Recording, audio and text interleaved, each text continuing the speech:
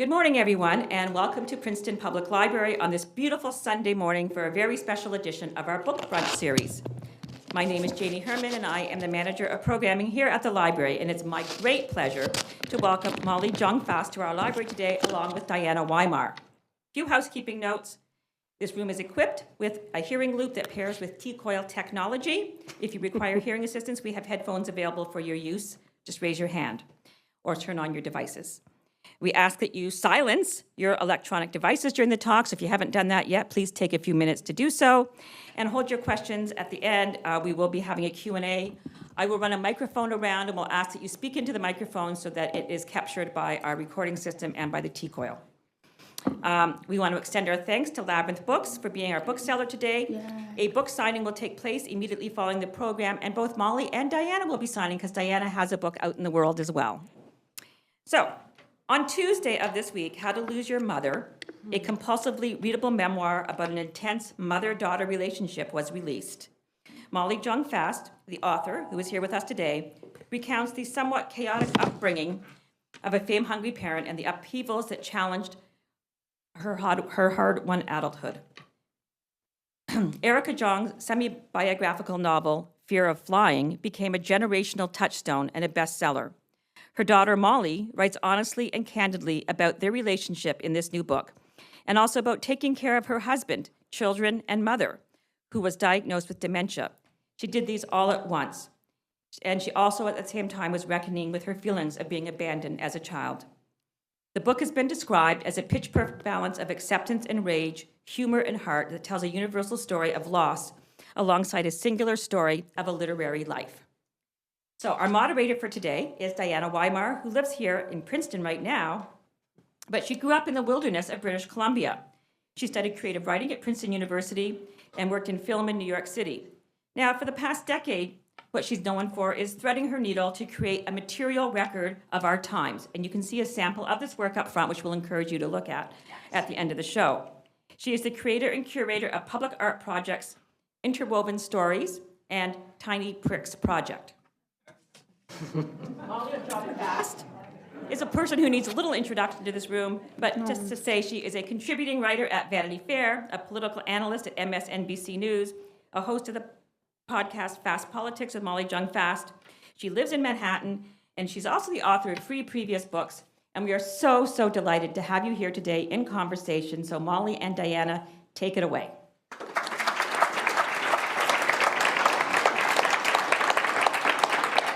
That was a great introduction. I'm glad we waited. And didn't just go on. I'm glad we waited, too. I didn't realize we both grew up in the wilderness until I read your book. Your wilderness was in New York City, and mine was actually in northern British Columbia. But a little story, I'm going to just talk for a few minutes about how Molly and I met, how we came to be here at this stage together. Yes. Refresh your memory, refresh my memory, so correct me if I get anything wrong. And then we're going to talk for a little bit about the book, and then we're going to talk about what's next, because I feel like a lot of the things that Janie was just saying about your book could also apply to this country.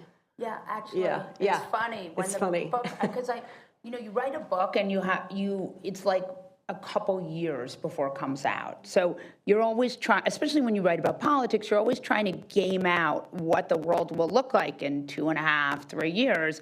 And in this current political climate, that is very tough. And so I said, is this okay if I go just for it. go into an answer? This is my introduction to Molly. This is how it is. She's right. It's right funny because it's like sometimes I'm very cognizant of how much time I have. That said, I did this interview with Terry Gross for Fresh Air. It's coming out on Tuesday. Pretty much like my bucket list, like the dream to get to be interviewed by Terry Gross. And at one point I realized my answers were a little too long. And I thought, oh my God, I'm too long for NPR? Like, whoa. You've got to get it all in so that NPR still exists. And so, NPR, I feel like that it's an upgrade for me, man. Like, just lucky to. But let's talk about how we met. How we met. So we met in 2019. I had an exhibit of Tiny Pricks Project at Lingua Franca in New York. Yeah. And our mutual friend Amanda eventually said, well, she said to me anyway, oh my God, you've got to meet Molly. You've got to meet Molly. You've got to meet Molly.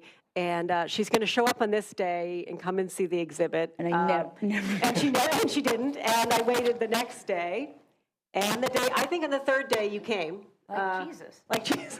Sorry. Not at all like Jesus. Yeah, well, it was like that. And the moment I met you, it was like I had been looking for kind of a way through the craziness. I was capturing the craziness. It was crazy. Yeah.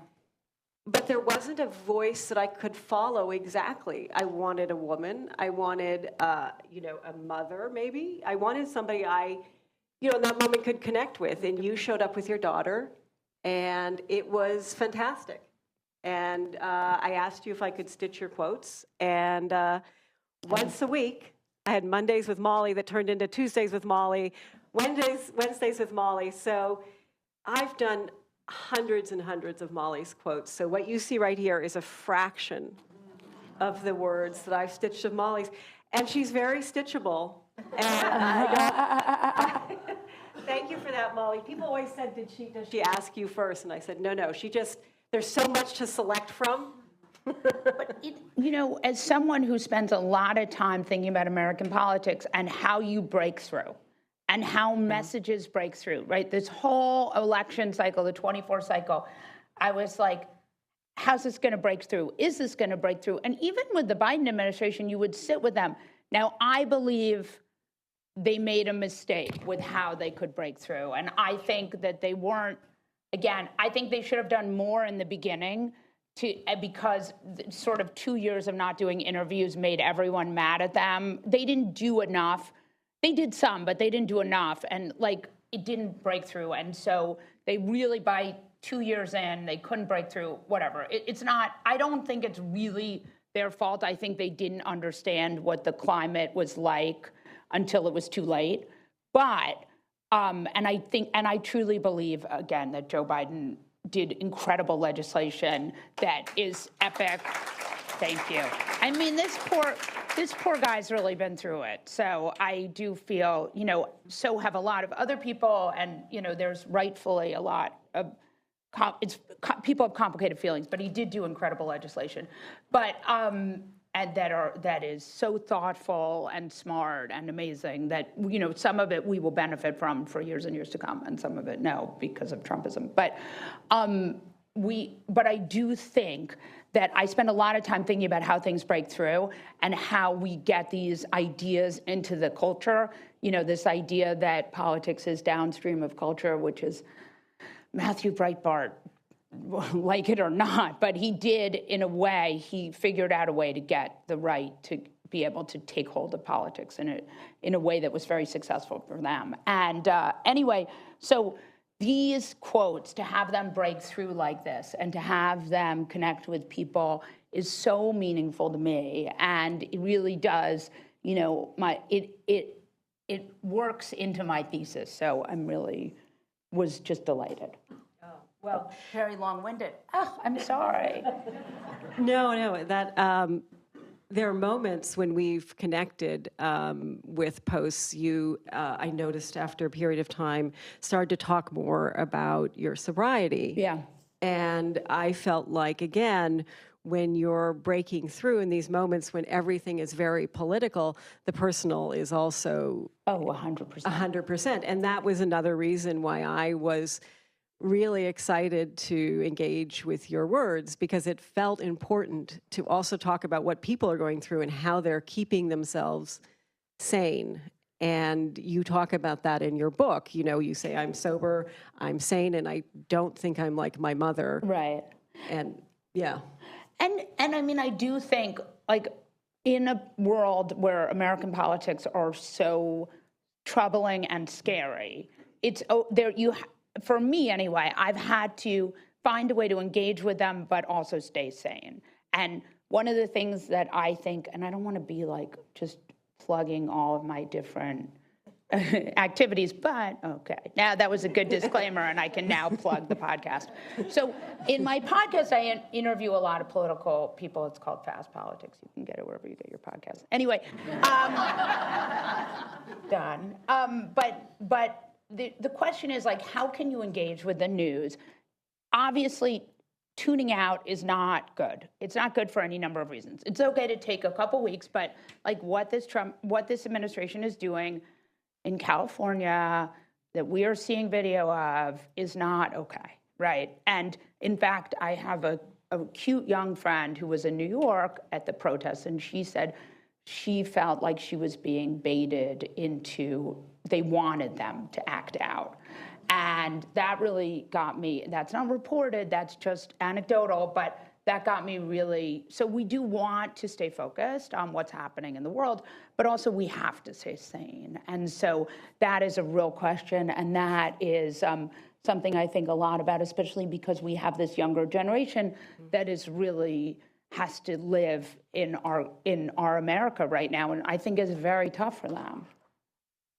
Yeah, I agree. When we were talking in the green room, we first caught up about our kids, and then our parents. Our lives have sort of overlapped in these strange ways. I had a show in New York called Uncommon Threads. It was up until that point all Molly's quotes, and 5 days after the opening, my father died, and he had had Alzheimer's for 5 years, and I had thought I would, after Molly's show, go back and spend time with him. So the way our lives have interwoven has been really significant for me. In this book, I feel like you're addressing your mother's legacy, which is also a feminist legacy. Yeah. It's a literary legacy. It's about care. It's for our aging parents and for ourselves, and how to stay really connected. In the green room, Molly was already recruiting me to I have this plan for you. Sorry, which we can talk about in a little bit. No, I can't wait. But we did both. You said in 2016 you were. I'm not going to say something self-deprecating about you. Let's talk about it. Talk about what you were doing in 2016. So we were talking in the green room about our kids. We both have a lot of children. I have 3. She has 4. By the way, I don't know what it is. I have 3 kids. It's a lot of kids. But for some reason, when I meet people with 4 kids, I'm like, 4 kids? Now that's crazy. My husband's always like, I only signed up for 2. Because we had a set of twins for the second grouping. And I was like, you can't say that. But what we're talking about was this moment that we're in politically. Do you guys want more politics or more emotional family stuff? What do you guys feel like? You don't care? Both? Both? Okay. All right. Okay, start with the family. Okay, let's get back to, we'll do family and then we'll do some politics. Let's talk about how you are, okay, so Molly reads her negative press. Not that much. I have one of my kids likes to read me all the mean Reddits. Was that the kid that you shouldn't have had? He is so fun. And I was like, we were talking about impulse control yesterday and how important it is. Yours or his? His, okay. Because he's 17. I have struggles too, but he's pretty good. But, we were talking about something and I was saying, it's really, his siblings are very frugal. And we were talking about that and he was making fun of them for being frugal. And I was extolling the virtues of frugality. And we were talking about, I said, you're like me and you like to spend money and your siblings are like your dad and they're very good about being frugal.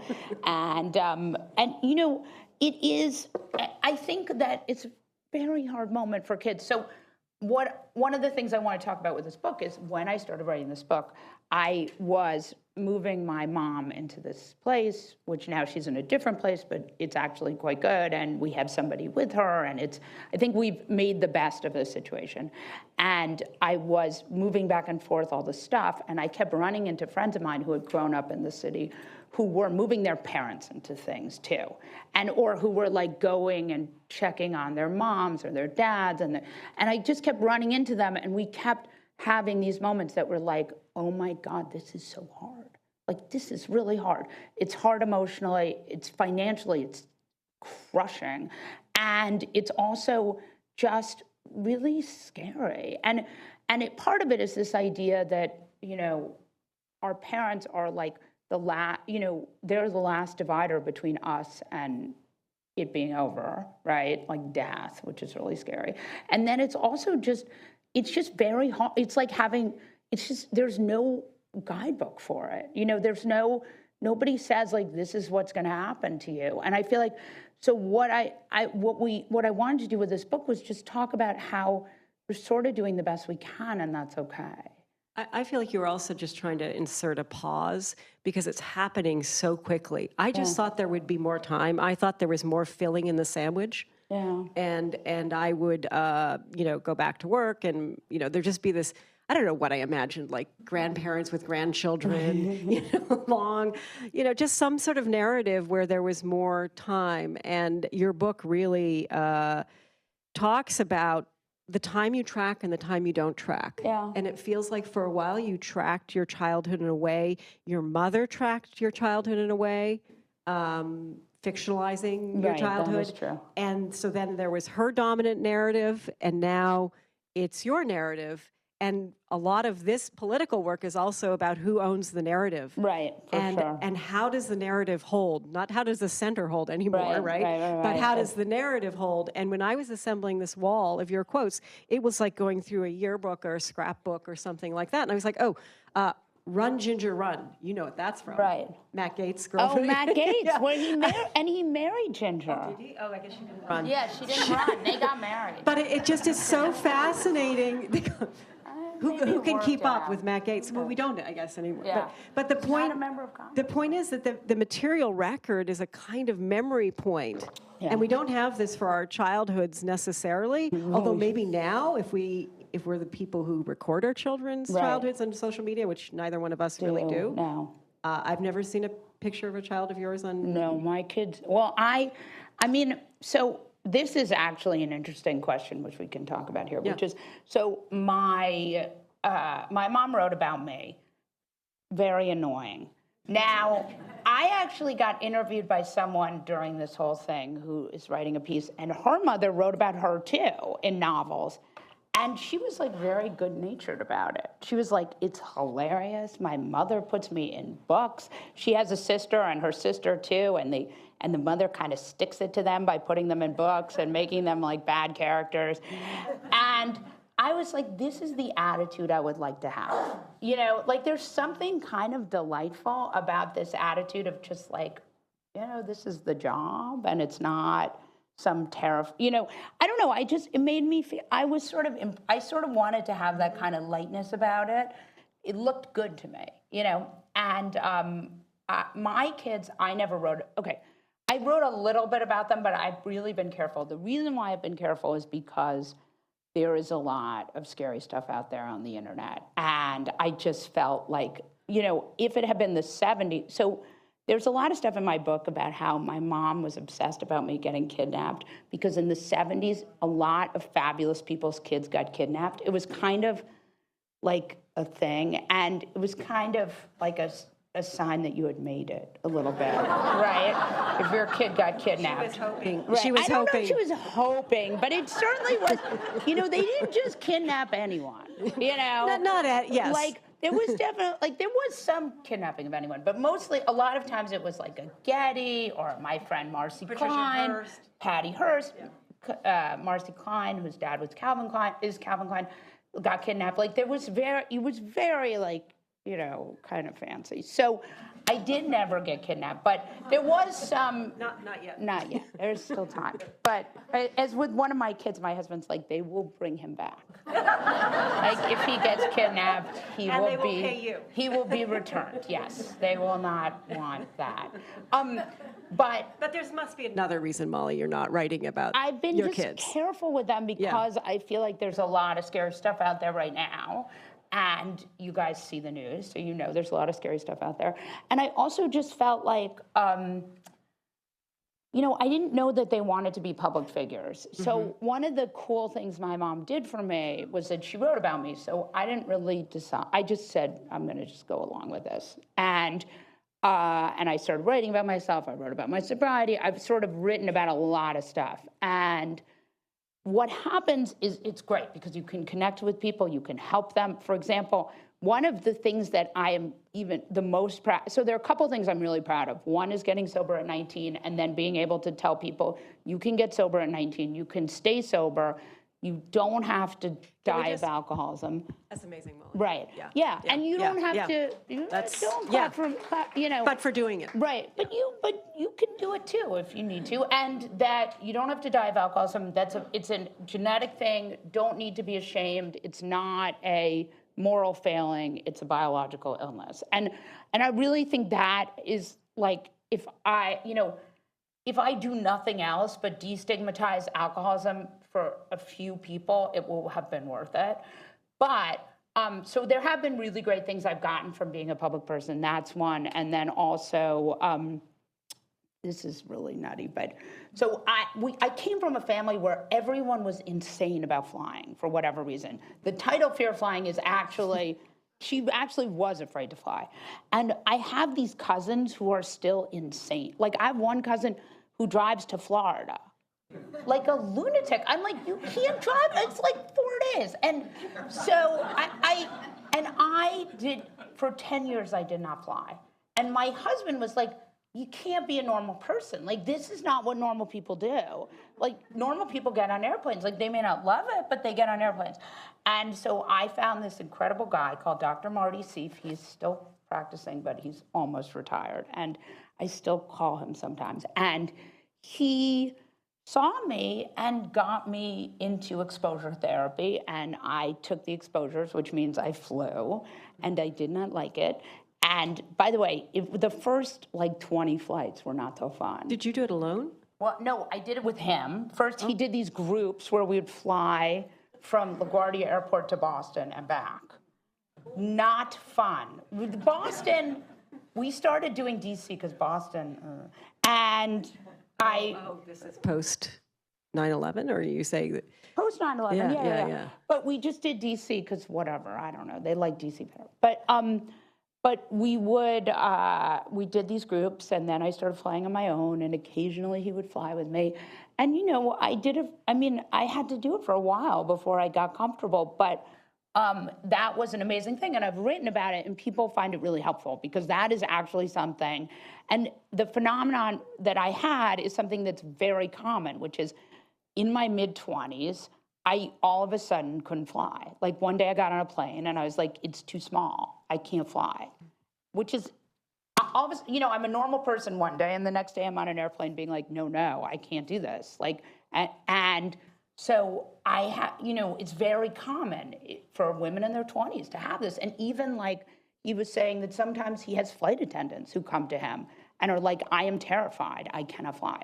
So this is really something that happens. It's not huge, it doesn't happen to, millions of people, but it happens to a lot of people. And so I've written about that and talked about my experience, and it's really helped people, and people have come up to me and said, like, I didn't fly, and now I fly.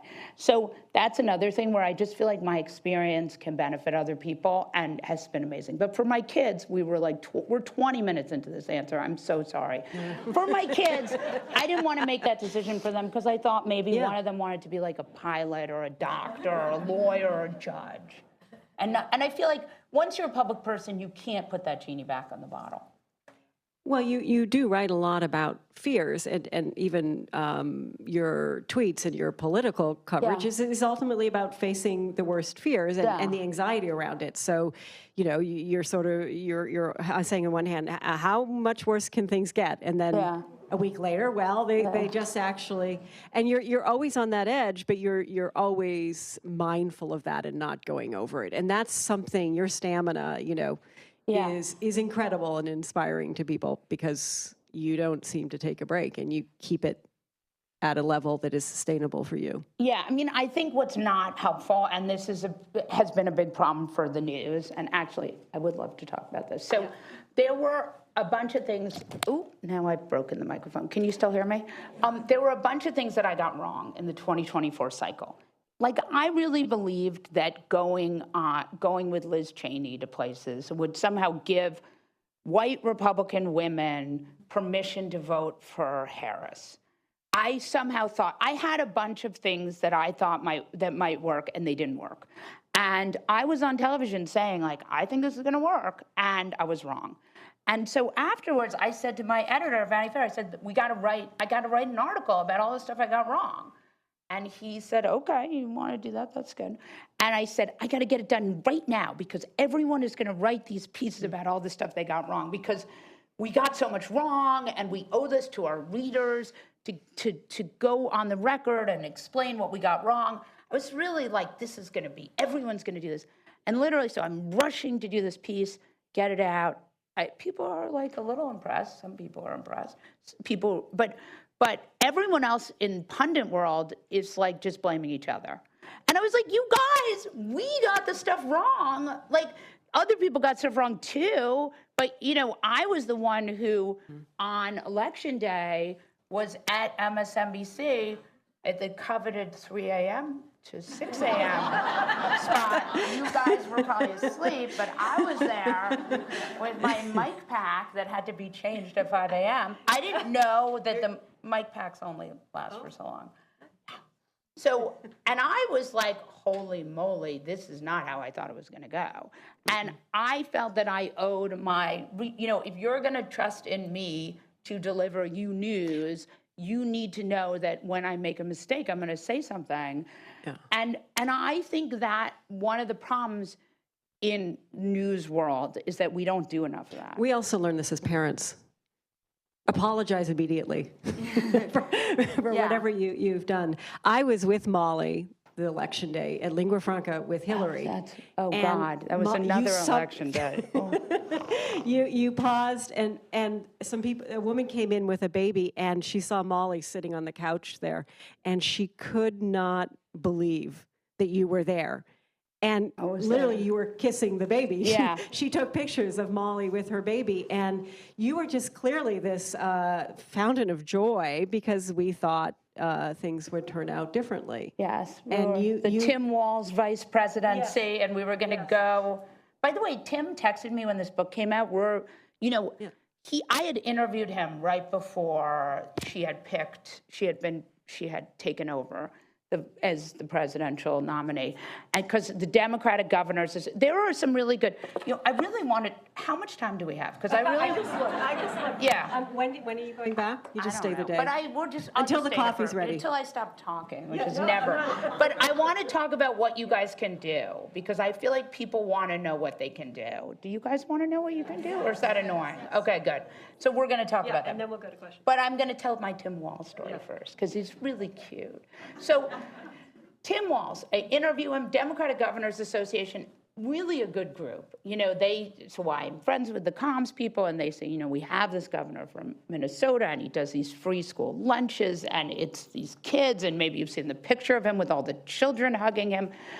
And I said, yes, I want this guy. So I get him on the podcast, and he's like delightful. And Tim Walz, I said, let me give you my phone number. Now, these governors never give you your phone number. And by the way, you don't really want it anyway, because most of them, they're fine, they're great, they're good politicians, but do you want to be texting with them? Not really. But this guy, he gives you your phone number, and I think, like, this guy is so great. He's giving me his phone number, like, so adorable. Turns out he gives everyone his phone number. So let us not, there are like hundreds of people who text with Tim Walz. But the point is, so then he says, I'm in the running for the vice president's vice president. And I say, it's amazing. And he says, you got, if you're on television and you want to mention that, I'd be good, Don't feel, I don't want you to log roll or anything, but, So I actually really like him, and I actually think he would be good. And I still think, had you let Tim Walz be Tim Walz, he would have done good stuff. But that was not I'm not a highly paid political consultant, so I don't get to tell people what to do, but maybe I should. No, anyway. So he texts me, we are friendly, and he says, you have this book coming out, I'm so excited, will you send me a signed copy? And I said, of course. And he sends me his address, because, I don't know where the governor's mansion in Minnesota is. And then he says, I'll Venmo you. And I was like, you're gonna Venmo me? It's like, I get the books for free. But anyway, so can we talk about what people can do? Yeah, let's go. Let's go. Yeah. So we were talking upstairs or downstairs or wherever we were about how we got radicalized. And by radicalized, I mean active in American politics. And I really said that the moment for me was the 2015, when the guy came down the gold elevator. I was like, I was told you guys were taking care of things. This is not you guys taking care of things. Like, you know, Mitt Romney winning an election, not my first choice, but, you know, nobody's going to argue with Mitt Romney. We will all, you know, we won't necessarily love a lot of his stuff. Maybe we will, but you know, he's not going to ruin American democracy. And when he came down that elevator, I thought, oh, we're in a lot of trouble. And so that was the moment for me when I really became a political writer. I had written before and I had written political stuff, but that was the moment that I really got activated. And so we are in another moment like that, I think. And I want to talk about the ways in which we can change the world, because what I think people don't understand is how easy it is to get involved in American politics and what a difference you can make. And I want to give a really good example, which is the reason we don't have high-speed trains in this country, right? Because you go to Japan, you go to Europe even, there are really good trains in pretty much the rest of the world. The reason we don't have good trains in this country is because of airplane lobbyists. Southwest Airlines had lobbyists that lobbied against high-speed rail. You know how much a lobbyist costs? I mean, this was probably not, you know, maybe this was a couple $100,000 a year, maybe it was a couple $1 million a year, but it was not a ton of money that derailed high-speed rail in this country. So if you think about that, think about how much impact you guys can make if you are just collectively working together. And I think what's really important about this moment is most of the country just wants things to be normal, right? You just want to go to sleep and know that your government is testing the food and testing the water and making sure that you just want the government to function in the way it's supposed to, giving out Pell Grants for kids who can go to college but can't afford it. You know, you just want the government to function. What Trumpism 2.0 is Project 2025. It is a war on the federal government. And that's what we're seeing right now, is they are taking apart pieces of the government that you need, and we're going to see the results later. Some of the results we're seeing now, like the federal air traffic stuff, right, where they tell you not to fly through Newark. I mean, come on. And some of it we're going to see later, like we're going to see more people getting food poisoning, stuff like that. And we're already reporting about that. So the question is, what can you do? And the answer is, first of all, good people need to run for office. That's you guys. That's not the people who are politicians, because they have failed us, okay? We need good people who are normal, okay? That's you guys. We need people who read books and read the newspaper. You guys need to run for office, because the people in those jobs are not doing what we need them to do. So that's number one. And that's how the really good people run for office. So we need you to run for office. We need you to call your representatives. We need you to get together and support people who believe in what you believe in, which is normal stuff. We need you. You are the ones we have been waiting for. And ultimately, you guys are more important than I am here, because you guys can really, I mean, there are a lot of people in this room. You are in a state that is a state that's got a lot of variability, the left, the right, the middle. Like, there is an opportunity here for you guys, and I hope you'll take it. So, yeah. Right. Yeah. I feel like I wanted to sort of, your energy level is great. And I remember, I know you've been on the road. In terms of your book, which I just want to say one last sort of thing about, and how it sort of connects to what you're doing now, has it sort of put aside some part of your personal life so that you can project yourself out into this next Trump 2.0? Because I know a lot of people have talked to me about taking a little break, going back, sort of circling around their family and their friends, their work, themselves, and then going back out into this fight, which when we were sort of really in the middle of it a couple years ago, there was a lot of energy. Yeah. No, I think there's a lot of energy. I think you guys do not want your federal government taken apart. You want those services and you are entitled to them, right? Like we pay taxes for that. So I actually think there is a lot of energy, and I think we're going to see more and more of it. And, you know, you're allowed to also be mad at Democratic politicians.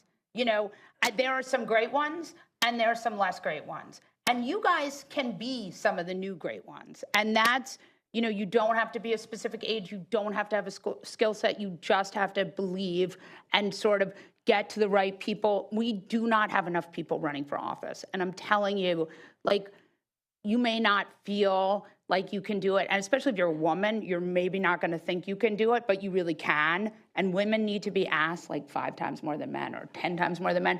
But like there really is, you really are what we need here. And there really is an opportunity. Sorry. So that, I just want to get back to that for another minute. Yep. It really is important. Well, we have a few more minutes. Can we go to questions? Yeah, let's go to questions.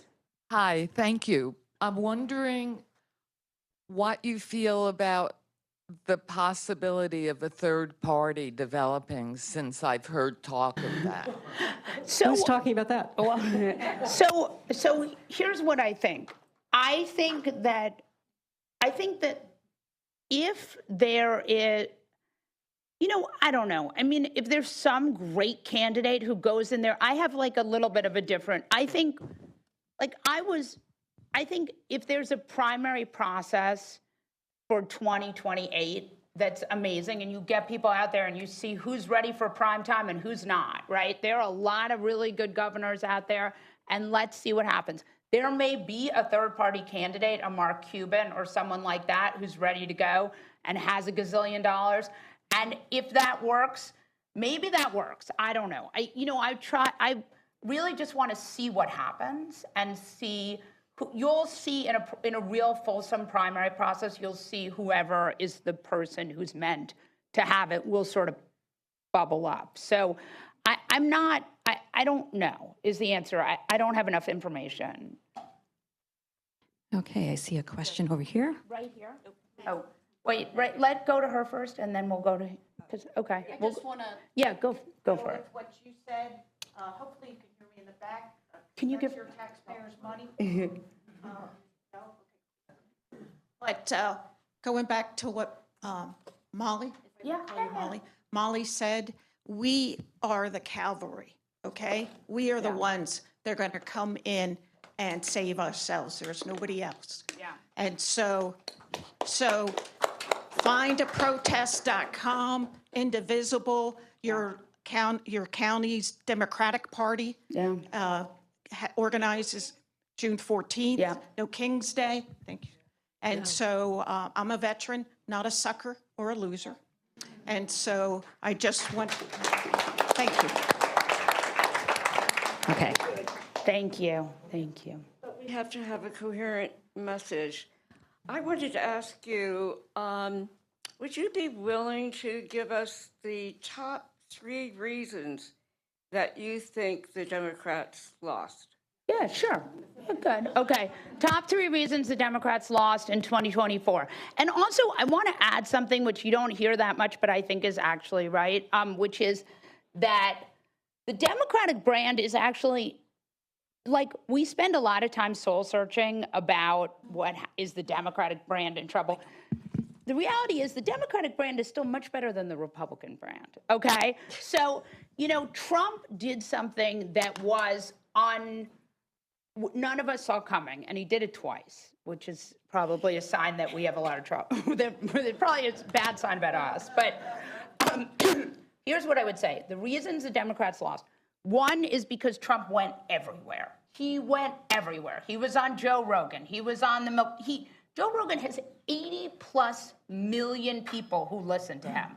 So if you looked, there were statistics that said things like if you read the newspaper, you were 80% more likely to vote for Harris. But if you didn't read the newspaper, a very small percentage of people in this country read the newspaper. So Trump went everywhere. And that is why Democrats must go everywhere. They must go on Joe Rogan. They must go on the Milk Boys. They have to go on every single venue that will have them and those that won't too, right? Fox News, everything. So that's number one. I think that's one of the reasons. Because even on Election Day, you saw these Google trends. People were searching who's on the ticket, right? They didn't know Biden had dropped out, okay? So that is, not everyone is as tuned in as you guys are. And that is the big thing, because it's a huge country, and we have lots of information deserts.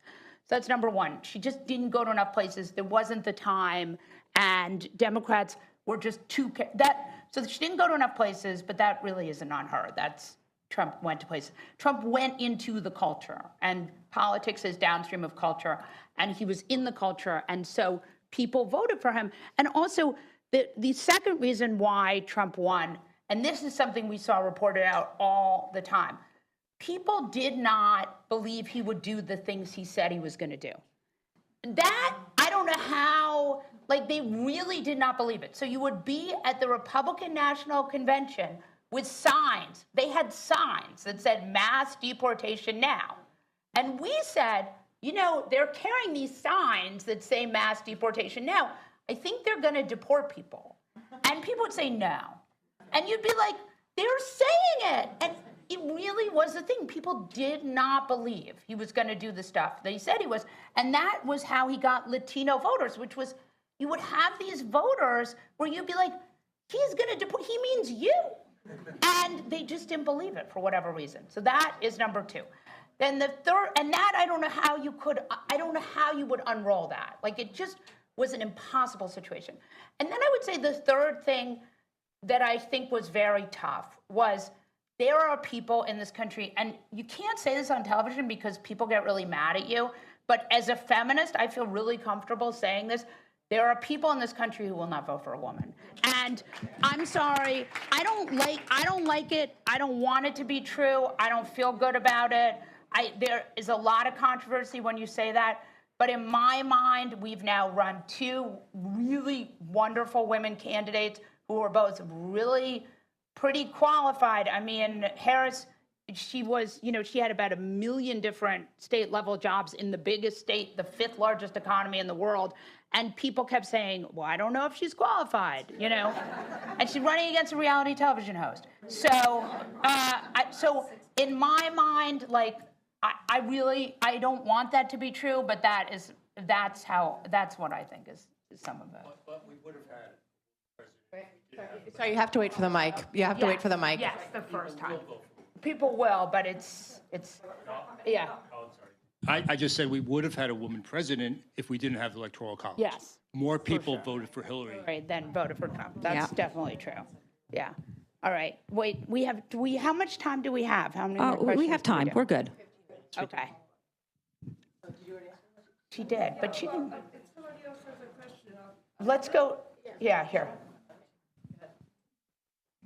Thank you. I just want to get back to the book for a minute. The new book. Sorry. I mean, I'm enjoying No, this, it's but good. I want to know, because when I read it, I want to know what you're thinking about the title. How did you title it, How to Lose Your Mother? I'm always bad at titles, and really am. And I think I had a different title, and then one day I was like, no, this is the title, How to Lose Your Mother.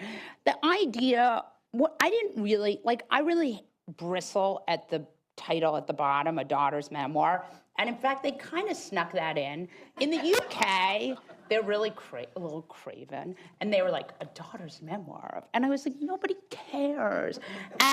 But what I really wanted it to be was a year of magical thinking. I wanted it to be a book that you read when everything has gone wrong. And you go like, oh, she got through a year when everything went wrong. I can get through a year when everything went wrong. I didn't really want it to be it's not meant to be, they were like, my editor was like, you can tell a few salacious stories. I was like, oh.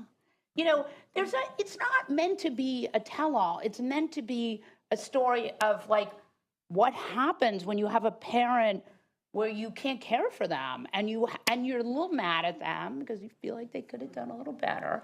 And you have these kids And, that was what it was meant to be. And it's funny because my aunt is like a very smart reader and really great. And she was like, because there's a lot in there about my grandfather being really terrible to my father.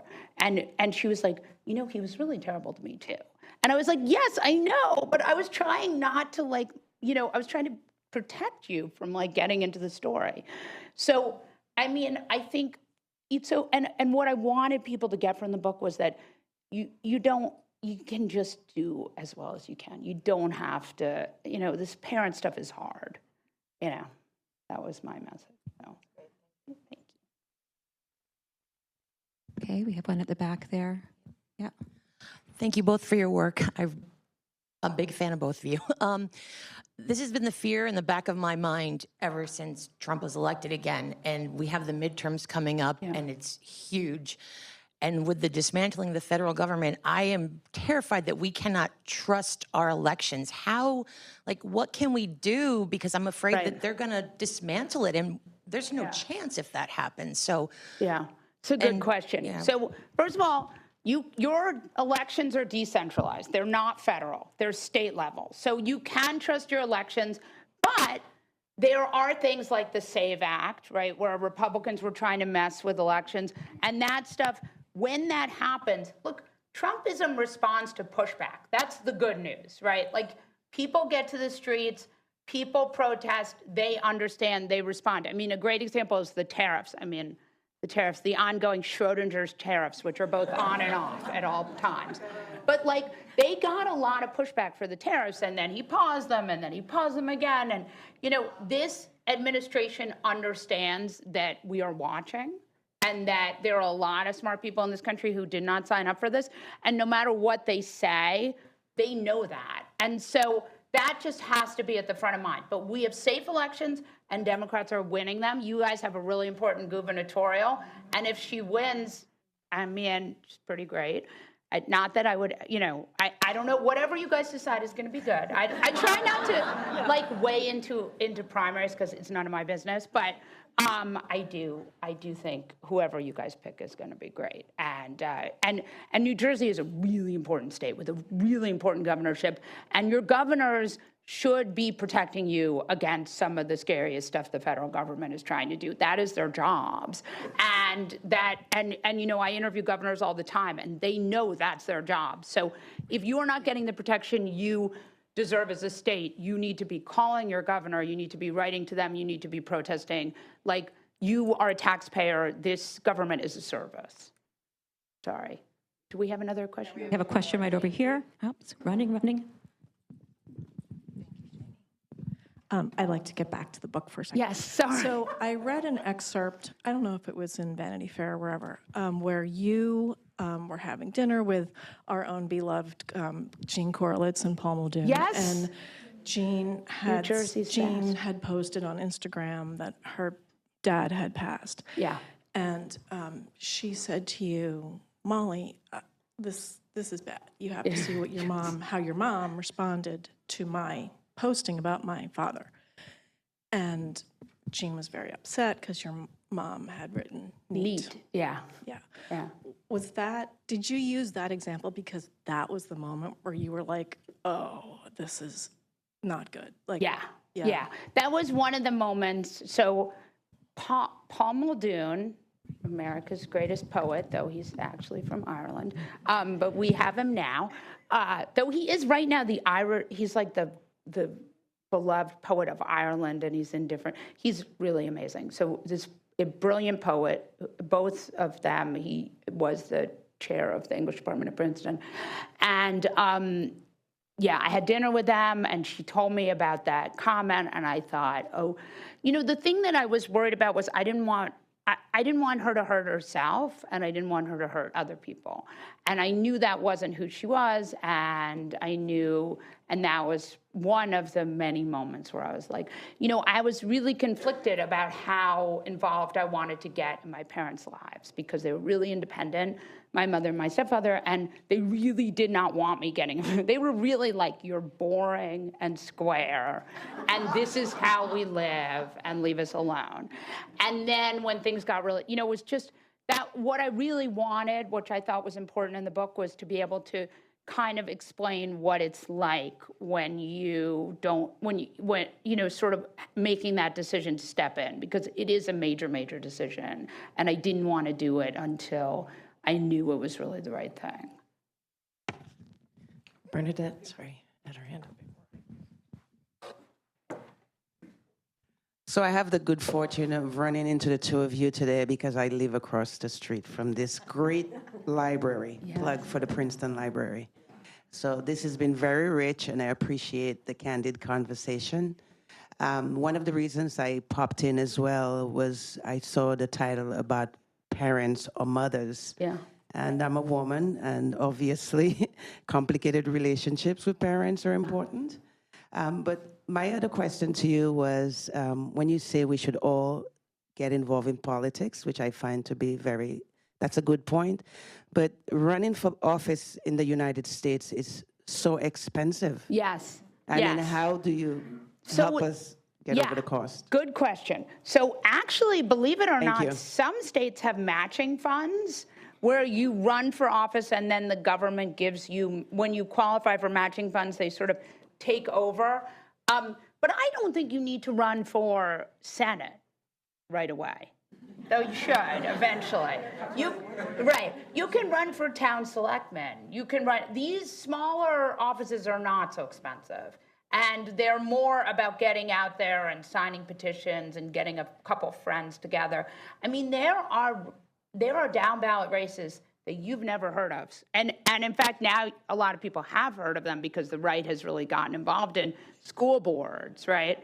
We now know about how important school boards are, and dog catcher, and you know what I mean? There's all sorts of sanitation. I mean, some of these places like in Florida, the ag chair is the third most important elected office in Florida. So there's a ton of down ballot stuff, and it's worth, and there are some that people don't even run for. There's a really smart woman who talks about how if you run in a red state, even in a very red district, if you're a Democrat, even if you don't win, you actually help, because sometimes there are states where, not states maybe not, but towns or municipalities where there are no Democrats running.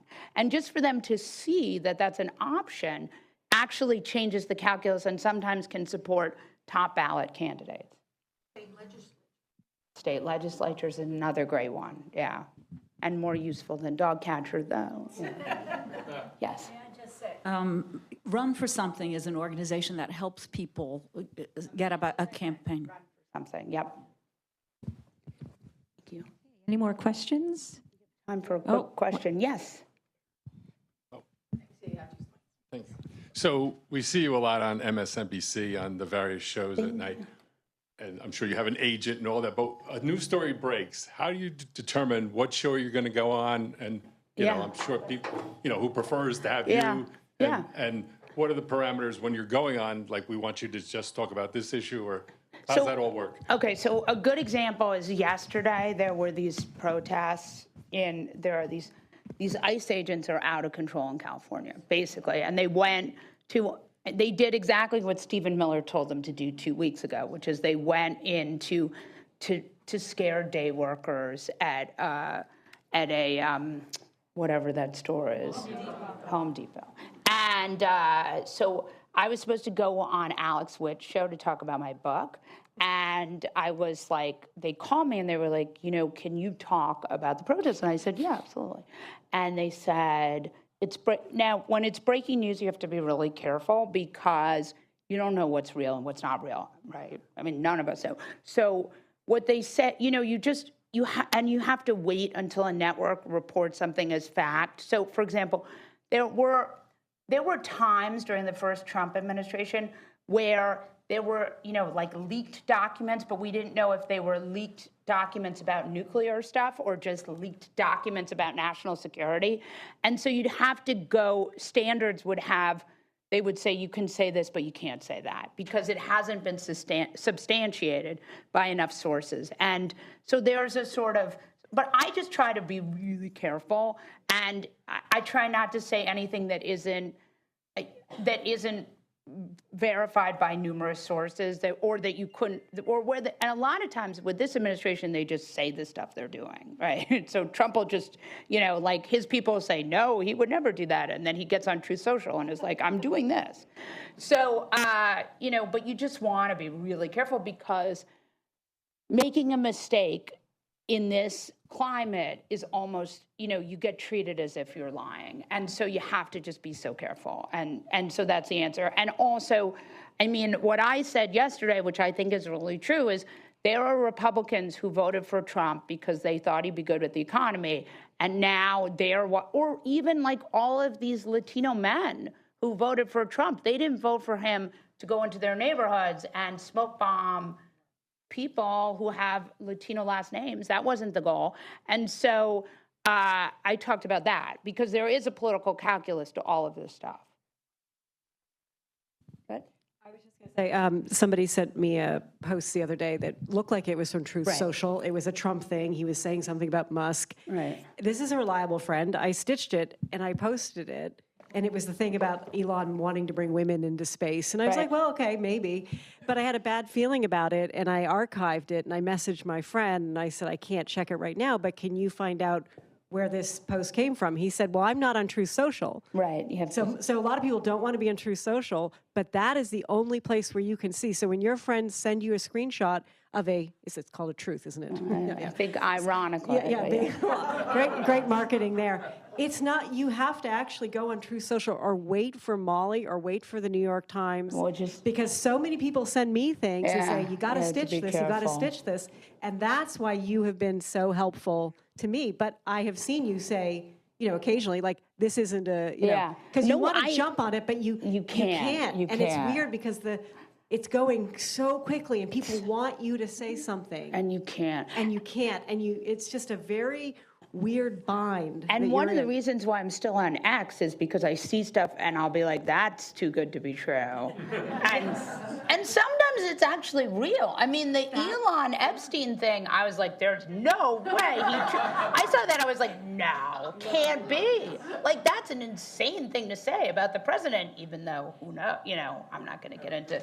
And then it was real. And I was like, wow, he's never going back into the Oval Office. Can you just, for people here who follow you, can you just explain how your posting social media goes and where you are now? Blue Sky, Substack, because it's a whole new landscape from when we started. I mostly post on Blue Sky because I think it's more of where I'd like to be. I definitely I still am on X. I hate it. But the administration just is posting a lot of stuff on X. I also I try to post tweets and stuff from Blue Sky on Instagram, so you can find it there so you don't have to, like, if something is really newsy and awful, usually awful, I will put it on Instagram just so you can go there. And actually, some, like, anchors have come to me and been like, it's actually really helpful when you put it on there. And I'm like, I hate that that's true, but I feel like, look, we are in a moment where it's very hard to get accurate information. By the way, this is completely the fault of Congress, okay? In case you're wondering, like, they did not legislate the internet. They didn't. They decided not to for whatever reason, and that's why we're here, okay? So, like, when a member of Congress on the left or the right complains to you about the fact that there's no fact checking on the internet, it's their fault, okay? Sorry. Yeah. So getting back to where you said, you were going to go on to talk about your book on a sorry. show, but and then it went to politics. Like, so how hard is it for you been on this tour? Like, today is a perfect example. I feel like we're having kind of a schizophrenic book talk up here. We're talking about your book and your mom and all of that, but we're also really talking politics. And is this something that you're finding is repeating? Like, you're trying to promote a book, but everybody's more interested in your political life? I'd much rather talk about politics. I also don't, the book will be helpful. You'll like it. It's good. It's not too long. You can read it. It's very, but very readable. It's very readable, and people like it. It's gotten good reviews. Definitely buy it. But we are in an emergency. So I don't know. Does it matter what happened 20 years ago? I think what matters is right now. So, and if 2 or 3 or maybe 5 people from this audience go on to run for a state level office or to get involved in, politics in some way, shape, or form, I'll be delighted. So. I think the answer is you don't feel schizophrenic. This is who you are. Yeah, I am it's a little You- schizophrenic. you care. Yeah. Yeah. Well, no, I think it's what we were backstage talking about it, and I was like, this is a great group of people. Let's see if we can get them to run for office. You said, let's lock the doors. Yes, basically. I'm just looking here at all this beautiful stitching that Diana has done of Molly's words. There's a book there. You guys know that, right? Yes, There's a collaborative We're book. gonna do something There's a together. show, there's a book. There's a there's Where you can talk about have Diana's word stitched, and Molly can write about what led to that tweet or that moment or that phrase. And I'm going to invite, for the audience that's here to come up and take a look at that. So I think what we're going to do right now, and I need you to listen to these instructions very carefully before we close out. So I'm not going to do the official thank you yet. So we're going to do the book signing. It's going to be up front at this table. Both Molly and Diana are going to sign.